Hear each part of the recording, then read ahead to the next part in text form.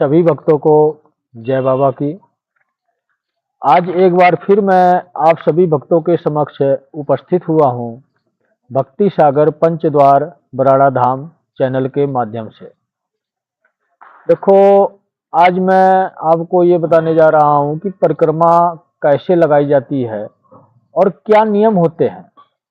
बाबा शीतलोक भारती जी के धाम पर अगर हम जा रहे हैं तो हमें मंदिर में किस प्रकार रहना चाहिए और कैसे परिक्रमा लगानी चाहिए, इन बातों का हमें ज्ञान होना चाहिए। हमने देखा है कि बहुत से भगत, माताएं, बहनें या भाई जो भी हैं, परिक्रमा लगाते हुए लोग आपस में बातें करते हुए परिक्रमा लगाते हैं। और कुछ लोग ऐसे भी होते हैं जो कि मोबाइल पर भी बात करते रहते हैं और परिक्रमा भी लगाते रहते हैं। आप मंदिर में आए हो, बाबा की शरण में आए हो और मोबाइल पे बात करते हुए या बातें करते हुए आपस में एक दूसरे से परिक्रमा लगा रहे हैं, वो भगवान की भक्ति नहीं होती है। उतने समय के लिए भगवान की भक्ति रुक जाती है।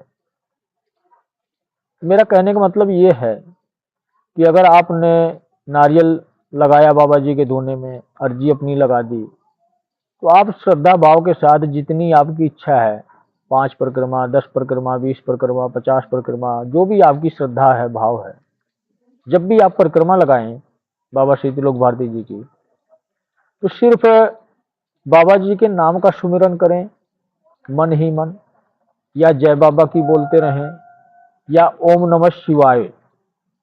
सिर्फ यही 3 प्रक्रिया अपनाएं और जितनी देर आप परिक्रमा लगाते हैं उतनी देर तक कोशिश करें कि किसी भी व्यक्ति से बात ना करें। हाँ, अगर आवश्यक है तो आप वार्तालाप कर सकते हैं, बात कर सकते हैं। जिस तरह आप परिक्रमा लगा रहे हैं और अचानक ही कोई व्यक्ति आ जाता है और उसको कोई जरूरत है, वो आपसे कुछ पूछता है, बात करता है, कोई बात नहीं, 1-2 मिनट 4 मिनट आप उससे जो है कि खड़े होकर आप बात कर लें। इसके बाद दोबारा फिर बाबा जी की परिक्रमा लगाना शुरू कर दें। हाँ, आवश्यक अगर है, कोई फोन आता है, आप फोन भी देख सकते हैं, फोन पर भी बात कर सकते हैं। अगर वैसे 1 मिनट आधा मिनट की आवश्यकता है बात करने की, तो आप परिक्रमा लगाते हुए बात कर लें, कोई बात नहीं, इतना चलता है। कहने का मतलब ये है कि आप आवश्यक हो तो आप मोबाइल की इस्तेमाल करें परिक्रमा लगाते समय।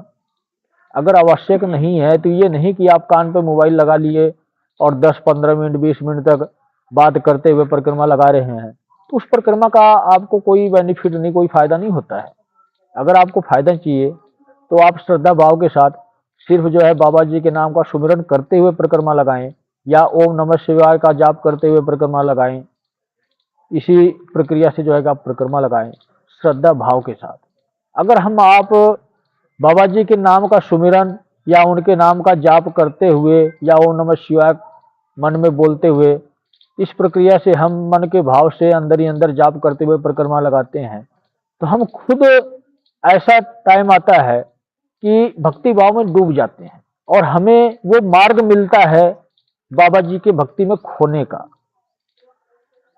आप कभी भी ये कार्य करके देखो, उनके नाम का जप करते हुए अगर आप परिक्रमा लगाओगे तो आप भूल जाओगे बाहर की दुनिया। कुछ समय के लिए आप बाबा जी की भक्ति में खो जाओगे या शिव जी की भक्ति में खो जाओगे और आपके कार्य जल्दी से जल्दी पूर्ण होते हैं। भक्ति आपको करनी है। अनेकों लोगों को हमने देखा है कि कोई 100 परिक्रमा लगाता है, कोई 50 लगाता है, कोई घंटा 2 घंटा भी लगाता है परिक्रमा बाबा जी की, भक्ति करता है वो।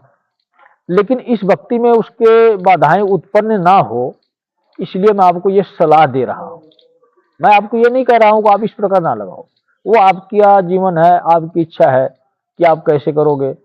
लेकिन मेरी कोशिश यही है कि आप कर्म भी कर रहे हो, मेहनत भी कर रहे हो, पैदल यात्रा भी कर रहे हो बाबा जी के नाम से, तो क्यों ना श्रद्धा और भाव के साथ ही यात्रा करो। आप इस यात्रा में अगर आप श्रद्धा भाव के साथ यात्रा करते हो तो आपको आपकी मंजिल अवश्य मिलेगी। जो आप सोचकर भक्ति करोगे वो बाबा जी आपका अवश्य पूर्ण करेंगे, लेकिन श्रद्धा भाव के साथ करो। आपको अगर बात ही करनी है किसी व्यक्ति के साथ तो आप उसके साथ बैठकर वार्तालाप कर लें, बात कर लें, जो भी आधा घंटा 15 मिनट बात करनी है। लेकिन परिक्रमा लगाते समय आप एक दूसरे से बात ना करें, ना ही मोबाइल का इस्तेमाल करें। सिर्फ बाबा जी के शरण में जाने की कोशिश करें, भक्ति भाव से कोशिश करें। अवश्य बाबा प्रसन्न होंगे और आपकी मनोकामनाएं पूर्ण करेंगे। तो सभी भक्तों को जय बाबा की।